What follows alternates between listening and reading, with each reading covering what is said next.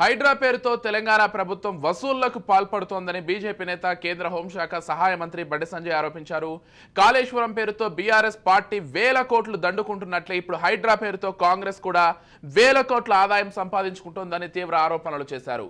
BJP ఎప్పుడూ పేదల పక్షానే ఉంటుందని, వారి కోసం ఒంటరిగానే పోరాటం చేస్తుందని చెప్పారు. తమ నాయకుడు రాష్ట్ర పార్టీ అధ్యక్షుడు కేంద్ర మంత్రి కిషన్ రెడ్డి నేతృత్వంలో పేదల పక్షాన నిలబడి పోరాడతామని స్పష్టం చేశారు.